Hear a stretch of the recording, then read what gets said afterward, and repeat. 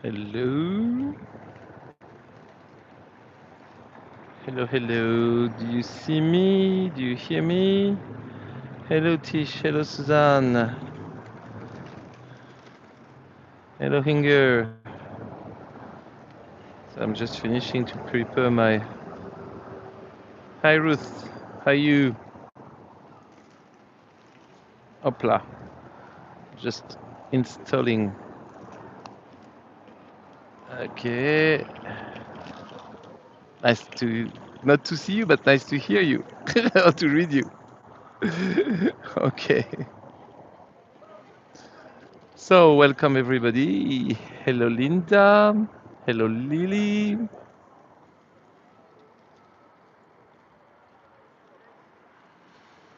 Hello, Beth. Hello, Hélène. So, my dear friends, today we're going to have a tour in the Royal Palace. I mean, not in, but in the domain of the Royal Palace. The Royal Palace is not open to the public. Hi, Catherine. And hello, Agatha. And I hope you are going to enjoy this visit with me, which is right in the center in Paris. Hello, Delos. So then I'm going to stop to say hello to everybody because a part of that I won't be able to start. But anyway, just wait a couple of seconds more to let people to connect and then to see.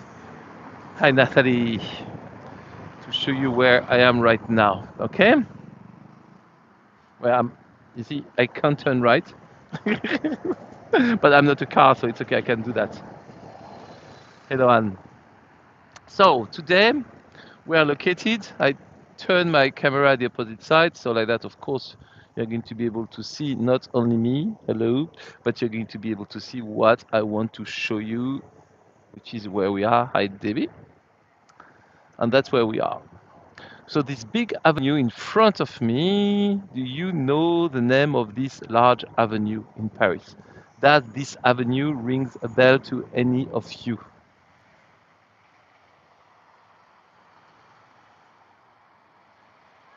I just zoom a little bit inside.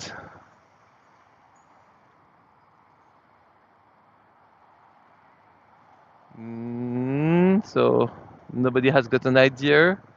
What is this avenue? The opera? Yes, the name of the avenue is the Avenue de l'Opéra. Well done, Nathalie.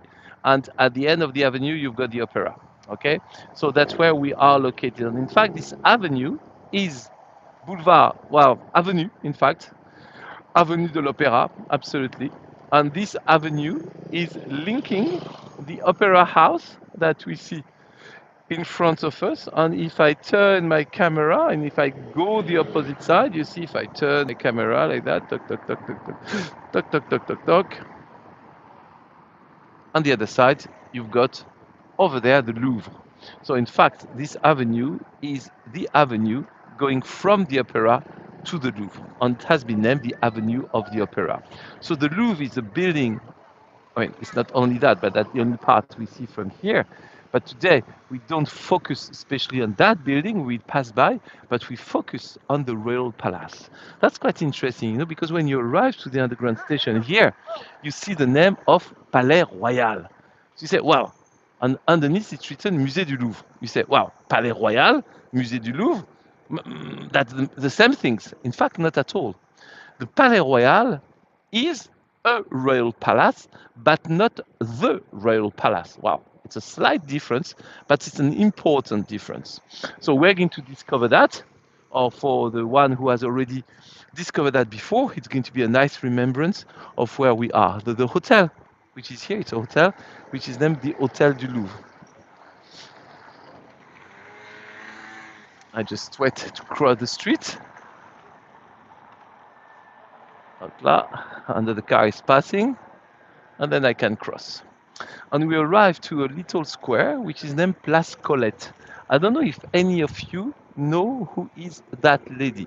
She's a writer. I show you the name, and you will tell me if you know who she is.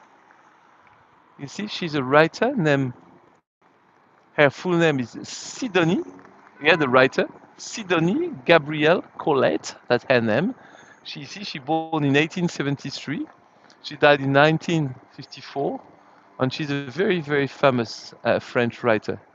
And she was a very feminist writer too. You love Colette, Linda, superb. Yeah, and she wrote, some of the book. The famous book who made her very very famous is, you remember the name of the book? Because she wrote a series of book, which is in fact, hey Stefan, nice to see you, which is in fact her own history that she wrote through the books. Did anybody of you have wrote this book? It's very easy books to read. I mean, kids can read it, but it's not as simple as it looks. And so, no? Okay, it's called Claudine.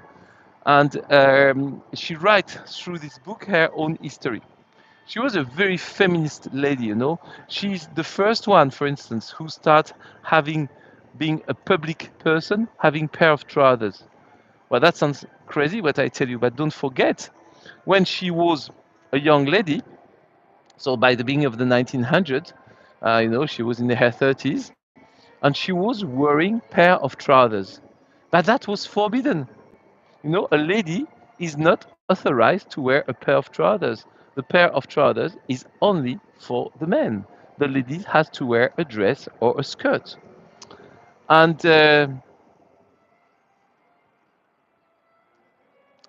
hello, Polly.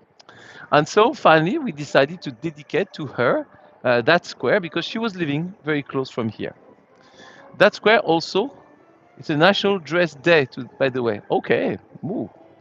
I don't know. You mean dress like the dress for the ladies? So it's nothing to do for the men, or you have to wear a dress to be able to go out in the streets, even for the men. I mean, the Scottish are really advantageous because they can wear the kilts. Yes, dress for women. Okay. And you see here, you've got that very funny underground station, which is named the Two Crowns. You see, this is a sculpting which is made in metal and glass. The glasses are coming from Murano in Italy by Venice. So it's a beautiful, it's a beautiful architecture. And in fact, this is the outside or the entrance, depends if you go in or out from the underground station. But only few people know this is the entrance. Only the Parisian or the localers goes inside, because when you are in the street, you think more like if it's a sculpting more than it's an underground station. And you see, it's representing two crowns. Why two crowns? Because we are by the royal palace, so it's representing the king crown and the queen crown. See that the idea of this sculpting. And the French man who made that sculpting is named Jean-Marc Otoniel. And he did that sculpting exactly in the year 2000. Why the year 2000? Because that was the 100th anniversary of the existence of the birth of the Parisian underground. So one of the underground station is going to be completely rebuilt for that, and this is this one, which is in fact Palais Royal, Musée du Louvre, but this is not the main or the most important outside, but it's here. You see, if you go there, you go to the underground station, and you see the name of it. It's Palais Royal, Musée du Louvre. So that's why I say it's quite confusing because you use the two names, but they are not the same at all. So the Palais Royal, where it is, in fact, the Palais Royal is just here, just that building, and we're going to go inside the garden of the Palais Royal to discover it. But just before we enter, let me show you what there is also next to the Palais Royal, because this part is very rich, full of things. Of course, the Louvre is just by. You, I would like the blue crown. Okay, Suzanne, I'm going to dismantle it, and I will send you by UPS. And so you see, the Louvre is just right here. Okay, so this is one of the entrance of the Louvre. So on one side of the square, you've got the Louvre. This is the Louvre. And the other side of the square, here, you've got the Royal Palace. The Royal Palace is nowadays the Supreme Court of France, but it used to be the Palace of the King, but not the place where the King was living, but belonging to the crown. That's why it's called the Royal Palace. So I'm going to explain you all that. Okay, I give you the piece of the puzzle, and then I'm going to make the puzzle complete for you to have got the big pictures of what I'm explaining you. So I explain the Louvre. I explain Royal Palace. I said about Place Colette. I said about the underground station. And the last things I want to show is this big building on the left side of the Royal Palace, which is named Comédie Française. And the Comédie Française, it's a theater. It's a very important theater because that theater has been created by Molière. And you know, in English, you say the language of Shakespeare, the Germans say the language of Goethe, the Spanish say the language of, gosh, I forgot. Oh gosh, I forgot. So anyway, and the French say the language of Molière, the language of Molière. So it's mean that for us, the French, Molière is representing our quality in language. And he was living by the time of Louis the 14th. Yes, absolutely, Tish. Incredible concentration of art, I do agree. And he was living by the time of Louis the 14th. At that time, you know, all the people from the nobility, they were trying to push each other, you know, like a game of power to get the privilege of the king. And the king used, in a sense, Molière to dominate a little bit these people. Because Molière, if you have ever heard about the play he wrote, because he was a director and a writer for theater play, he was writing all the play to complain and to laugh about the people of power. He wrote something about the doctors. He wrote something about the noble people. He wrote something about the rich lady. He wrote something about the bourgeois who were thinking they were intellectual. In fact, he's going to attack all the peoples of power, all of them, all the categories of power, and he's going to make a play about that. And then he's going to play the play. And he's going to play it, and the people, of course, which are loved inside the play, they are very angry, you know, because he's really pulling the leg of these people. But they say nothing. They say nothing. Why? Because, of course, the king is happy. The king is laughing. The king is applaudizing. So if the king applaudizes, if the king like, of course you do like too. Because if you don't do it, it means you don't agree with the king. So you see, hello Ashrit, it was a way for the king to be able to push the little default of the people from the nobility through the play of Molière. So he had got this theater, which is dating from the 16th centuries. All the buildings you see here are dating from the 16th centuries. And that theater is still the national theater called the Comédie Française, where you still can go to see a play, but it's going to be very classical play like Molière, Racine, Voltaire, or that kind of play. You know, it's not going to be a funny thing. Oh, Molière is funny, but I mean, it's not. It's very classical. Okay, don't really the French classical literature. But all the things around here, you know, they are from that time. Look, for instance, here you've got a cafe that I like a lot, which is named Le Nemours. Nemours, it's a city in France. And that cafe and the shops next to it still have got the windows and everything like it was here in the 1600s when the castle, the Palais Royal, has been built. And you will see, if I go close from the window, that's what I'm going to do now, that you will see that you've got all the little windows are done with brass, which give a kind of gold colors. And this is typical from that time.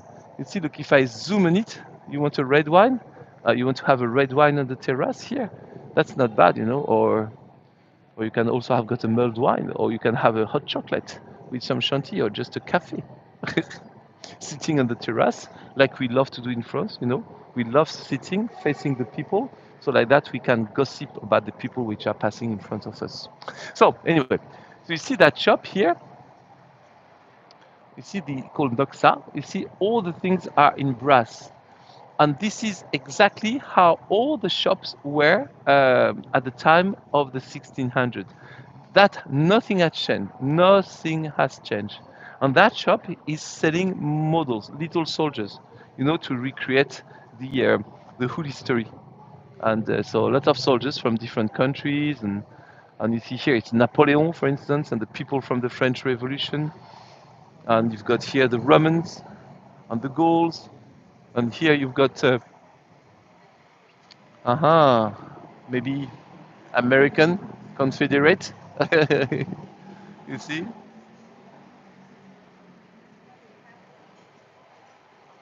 That should be something like from the American Revolution, no? One side the American soldiers, the other side the English soldiers. So you see these places. They also have got things about art, and they have some painters. They are Second World War soldiers. You see, again some models from the army, some from the Middle Age. It's very well painted, quite expensive. What they are saying, and you have got a guillotine. Oh, look at the guillotine here. Isn't it funny? Who wants to have a little toy as a guillotine at home? And you even have got, look, Trump. Yes, in a funny position. And painters, look, of course you recognize here Monet and the famous Japanese bridge in Giverny. Here you see Monet, and here behind you see the Degas, the dancer from Degas. You see Monet and the water lily, and you've got Van Gogh here. Look, Van Gogh. Yes, Giverny, and that's Van Gogh in Auvers-sur-Oise. So you see, you've got a lot of things from the history. But what is interesting is that the fact that the shop, the architecture of the shop, hasn't changed at all from the time being in the 16th centuries. So why the castle has been built here? Why do we need to have the royal castle, I mean, a royal castle in front of the royal palace of the Louvre? We have to come back to the history of France, and we have to come back to Henry IV, who was the king of France, who has been murdered in 1610. So we are at the beginning of the 17th century, the end of the 16th century. And at that time, his son, Louis XIII, is going to become the king of France. And he's too young. He's too young to rule the territory. So he needs to have a mentor, he needs to have a tutor, he needs to have somebody who is going to be in charge of France instead of him. That person is going to be the Bishop Richelieu. You know, the man you can see in the Three Musketeers, the man in red, the famous Bishop Richelieu. And the Bishop Richelieu needs to have a place next to where the king is living. Where the king is living? The king is living in the Louvre, in the royal palace. So Richelieu is going to build a palace, the one you see here. And the one we're going to enter now, he's going to build a palace which is going to be called the Bishop Palace. Have a look at the palace. You see, here is the Bishop Palace. The black thing here. Then here, it's a courtyard. Here, you've got the French Comédie Française. Here, you've got the Conseil Constitutionnel. Here, the Supreme Court nowadays. And behind, you've got the garden of the Palais Royal. So, when Richelieu take the power, well, he's going to be in charge of the kingdom in 1610, he's going to build that palace that you see here.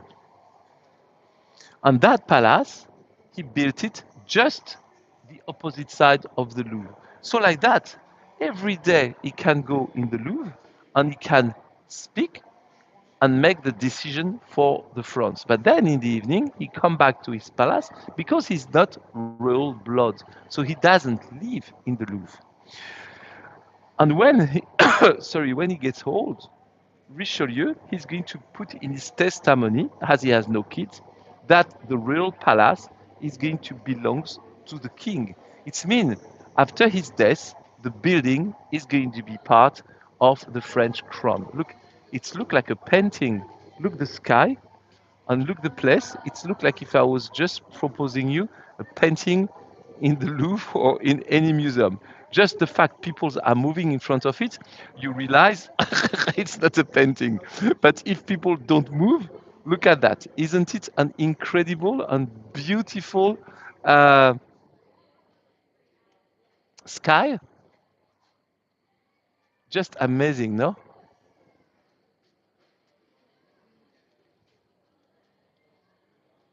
So he's going to build that palace, and after his death, that palace is going to be given to the royal family. It's going to integrate the crown of France. So that's why it's going to be named the Royal Palace. So it's come from the Bishop Palace to the Royal Palace. Yeah, you can freeze. Yeah, it looks like a painting. I do agree, Bitsy. Really like a painting. It's incredible, this guy. I just discovered it with you because I was the outside, and outside we were. I've got the building which were blocking the view, but when I enter the courtyard of the Palais Royal, wow, that's absolutely amazing,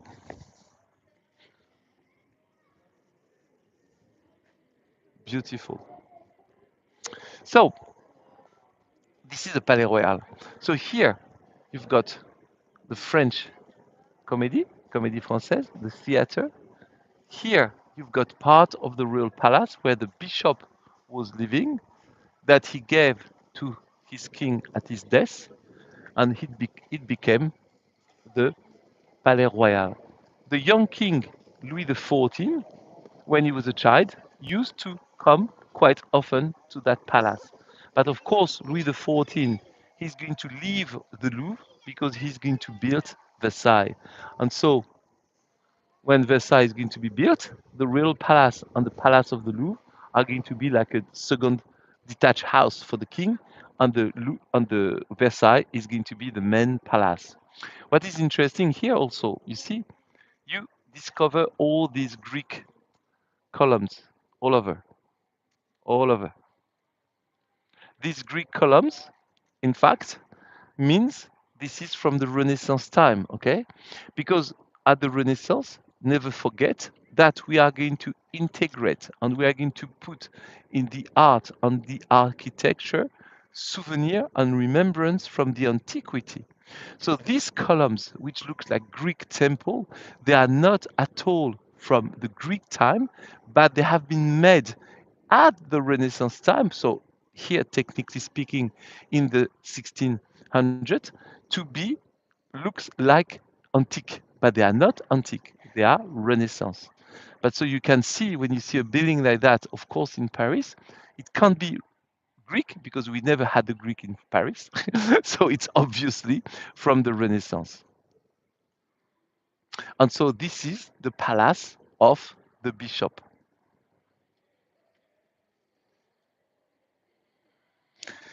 Then, after that, the palace is going to be enlarged, and there is going to have a garden where we're going to go in couples of seconds. And here, where we are right now, you see all over the floor, you see these little columns. They are called the Buren columns, Buren. Buren is an artist, a sculptor. During the time of François Mitterrand, they decided for the 100th anniversary of the French Revolution in 1989 to build a lot of things for the commemoration, like the Pyramid of the Louvre, for instance. And they decided here to take out what was here. In fact, it was a parking lot.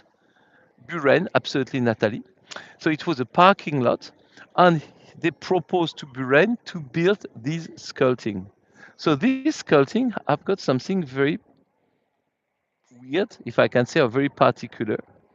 They all have got 7.2 centimeters of width. The line, you see, the black line and the white line, they are 7.2 centimeters. This is an obsession of Buren. These numbers, 7.2.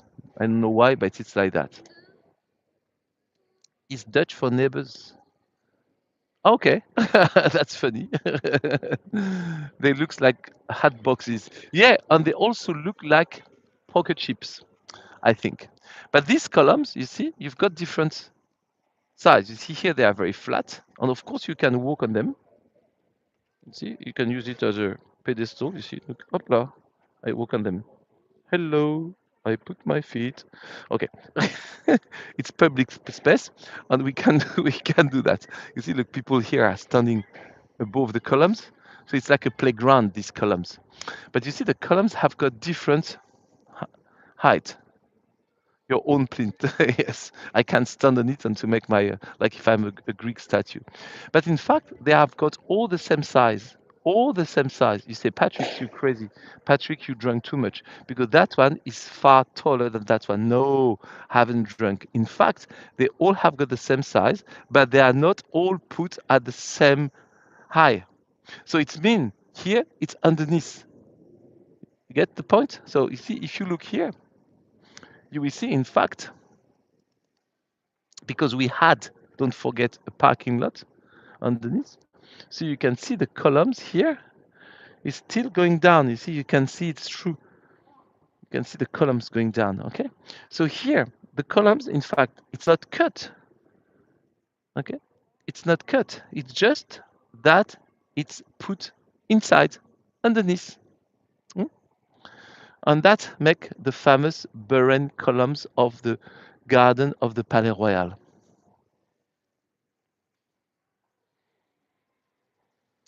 And then the other side of the columns, you are going to enter into what we name the garden of the Palais Royal. So let's go to have a look at the garden. And you see here, you can see it's quite high, quite deep, sorry. I mean, not high, deep. What also is interesting, later on, the French Revolution, and before the French Revolution, they are going to create the garden. So the royal palace is going to be enlarged. The palace by itself is going to finish here. You see, you've got fence here. So this is the end of the palace, okay? And after that, this is the garden. So of course, to enter the palace, you had to pass the security of the guard. But then the garden itself was public. The garden was not the garden of the palace. The garden was public. And we have lots of publisher here. Lots of publisher. And also, in the evening, here, all the cafe, which were quite respectable during the daytime, in the evening, they are going to be placed to play money and to bet, like casino. And the ladies in the afternoon, which were quite ladies from the nobility or from the good society, in the evening, the prostitutes come here. And we are going to have got here the the big casino place in Paris with prostitution, with games, with drinks and alcohol and all over. So in the evening, it's come like a bit like the raunchy place in Paris, and that's why some people said that the columns that we've just seen looks like poker chips because it was a place also that where we are playing the games of money through the card. And here you've got the beautiful garden of the Palais Royal. And we walk inside the garden now.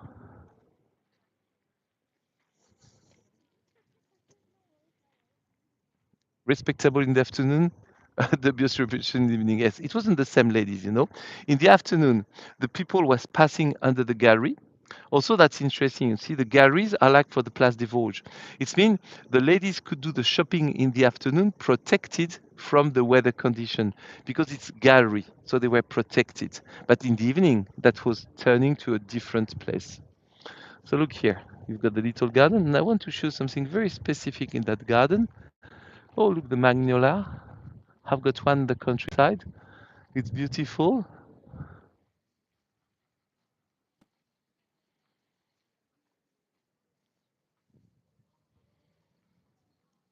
And here I want to show you little things, which is named the little gun of the Palais Royal. Look at that gun. I'm going to zoom on it. Yes, magnolia is beautiful. Look at that. Oh, sorry, I can't zoom on it. Yes, here it is. You see, this is a very little gun. And in fact, that gun is a clock. In 1786, there is a clock maker which was living next to here, make, made that clock. And every day at noon, it was making the bomb of the gun. So every day at noon, we had the gun which was working with the clock mechanism. And it's exactly located at the meridian of Paris. You know, the famous meridian going to Greenwich in England? So splitting the north from the south.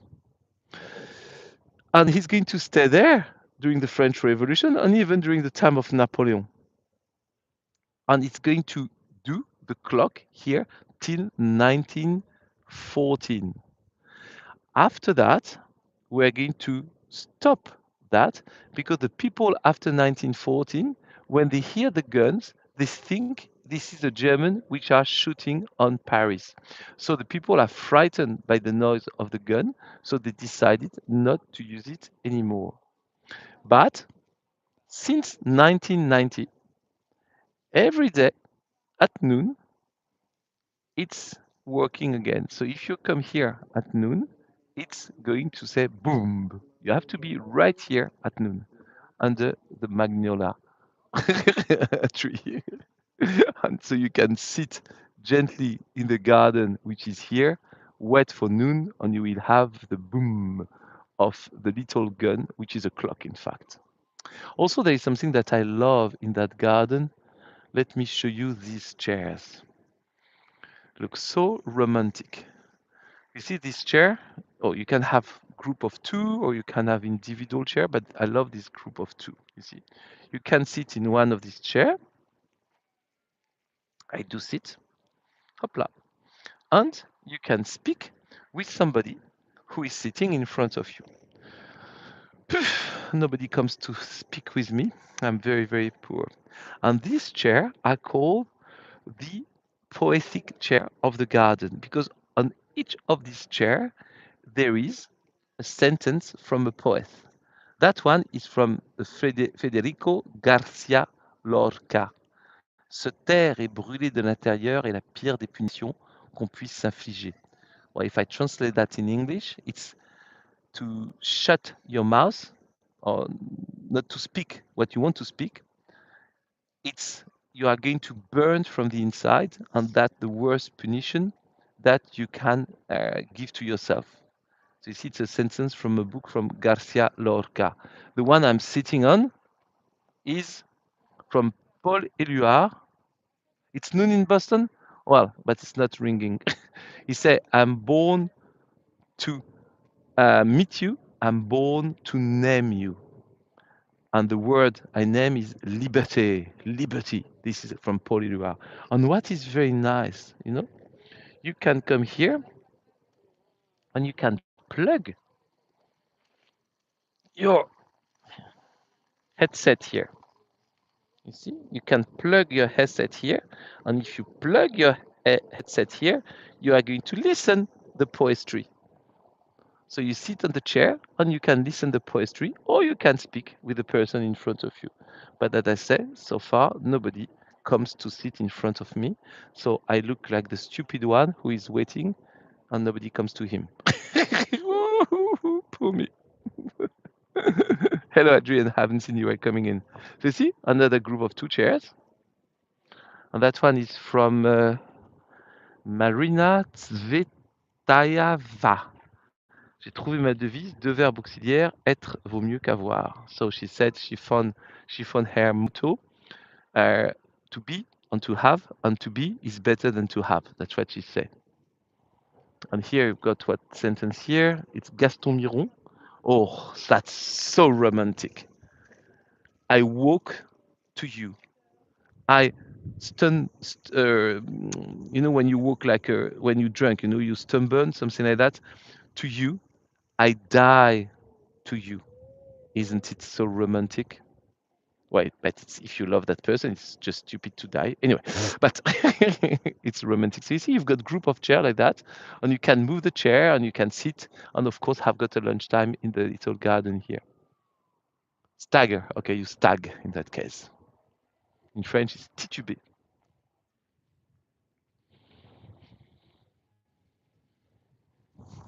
My pleasure.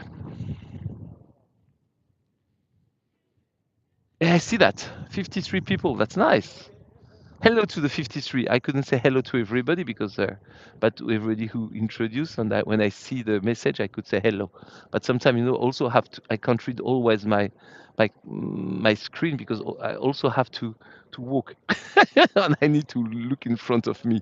Apart of that, I may fall in somebody. And of course, here we come also during the lunchtime, and the people play the balls. Only 20 are happy, so it means the rest not happy. Oh, you see, we're 53, so it went down to 43. You see, 10 left when you said that. You shouldn't have said that.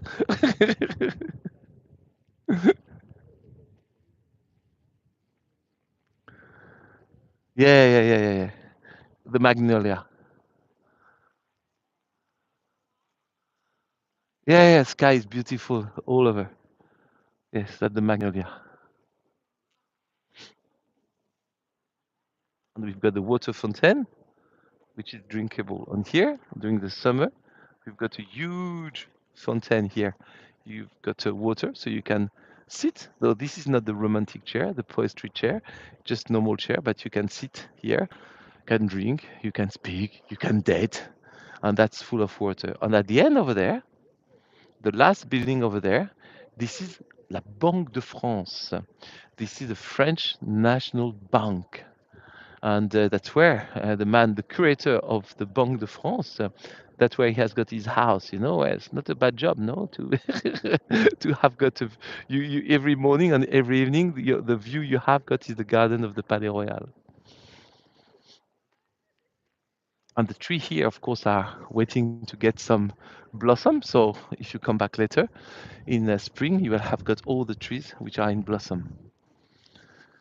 And at the end of this place, you've got a very famous cafe over there, because this place is also a very important place for the revolution. Why it's a very important place for the revolution? Because the cafe which were there during the afternoon and also sometime in the evening, not only prostitution, but it's also a think tank. So the people who were the thinker of the revolution, they are beautiful, Polly. The people who were the thinker of the revolution have got a think tank here. They were meeting the other people from their club. We call it Club Révolutionnaire, or I should say like think tank. And they were meeting each other there. So part of the revolution has been taken place here. And very important things happen here. One day, the man who has got the think tank here was named Camille Desmoulins. Camille Desmoulins was a French revolutionary. And he said to the people from his think tank, we need to do something. We need to create something. We need to show to the power that the revolution is on its way. So I propose to all of you that tomorrow we meet here and we go to take the powders and the guns. And he's going to say that to the people. He's going to say that the 13th of July, 1789. And he's going to take from the trees, we have got leaves, okay? And he's going to give leaves from each of the trees to the peoples to put on their jacket, like if it was a sign of they are part of this revolution. And they're going to walk from here to the Bastille, which is not far away from here. It's like a half an hour walking. And so Camille Desmoulins is going to make the people leave from here to go to the Bastille and to start the French Revolution. So you see, it's also a very important part for the revolution. And all over there in the gallery that we haven't been so far, you've got expensive shop, like we had at the origin, and we still have got expensive shop nowadays, like art galleries or clothes or jewelries or everything like that. So you said that was the woman dress day. So here you can get some dress for the woman if you want. I'm sure if you get one of these dress for the woman dress day, you will have your little success. No, what do you think? It's not, how can I say, easy to wear, no? Uh, it doesn't go with everything. And you see, it's a beautiful gallery. You see? And you've got a cafe and everything. But imagine, after the revolution, in the 19th century here, we have got all, I encourage you to watch a fabulous French movie. It's a beautiful French movie, which is meant from the book Les Illusions Perdues, The Lost Illusion, Les Illusions Perdues. And you will see this part in the movie.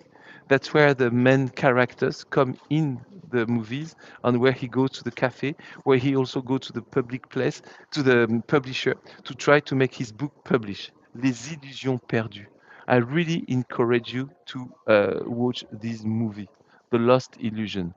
Here you've got a very fancy restaurant or cafe, where you can have a little drink or a little cafe. So you see, it's very chic around here. Okay, it's not the place where you are going to buy a kebab or a McDonald's.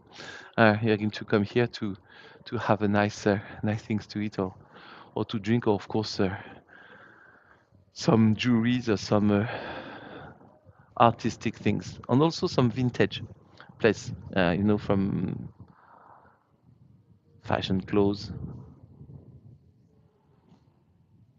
It's another cafe gallery.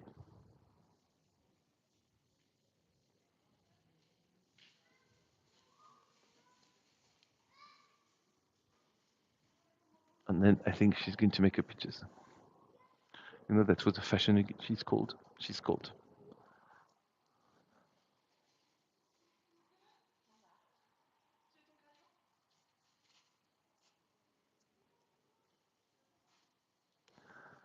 You see, so here selling some teapot, cup, plates. So you see,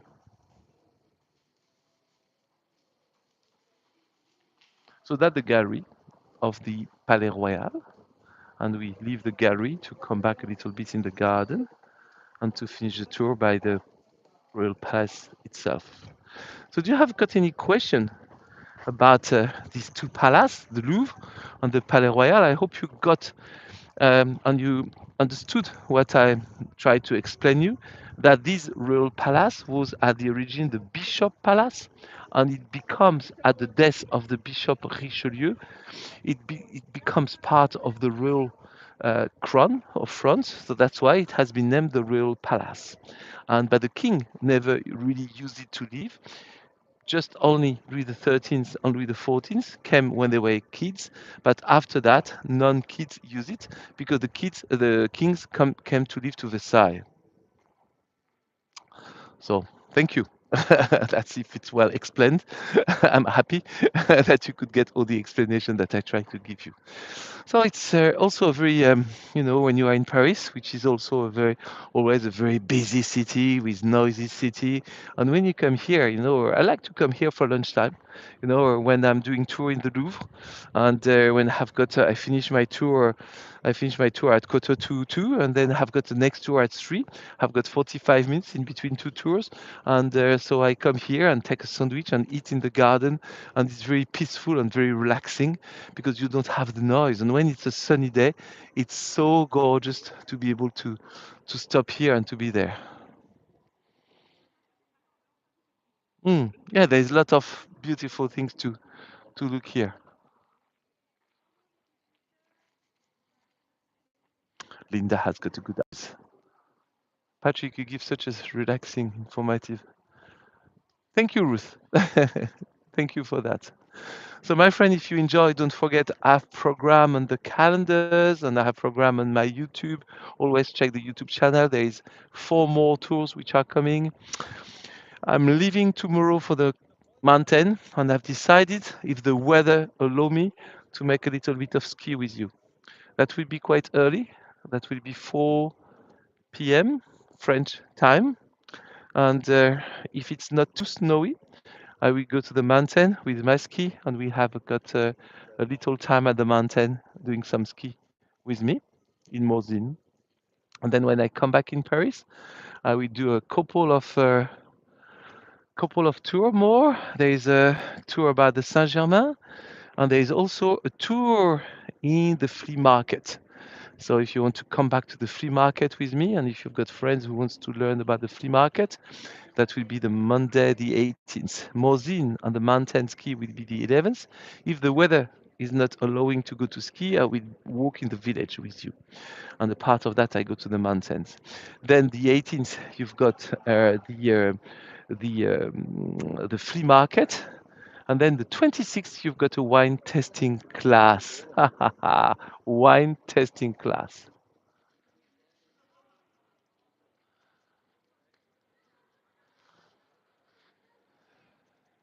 What did you say, Polly? Thank you. Have ticket, but problem with tipping. Shall we try? Oh yeah, yes, try later. So the tipping, you can do it on the buy me a coffee or PayPal or that kind of things. So thank you so much to have been with me today for this tour in the Real Palace. I come back to the main building for you to see it. You see, quite beautiful, quite gorgeous. Yeah, cooking will be the next month. I supply the wine, but you have to come home, Linda. Apart of that, you have to see digital, virtual. Thank you. Oh yeah, yeah. I drive. I will drive tomorrow night, and I will arrive on Friday, and I will do the tour on Monday.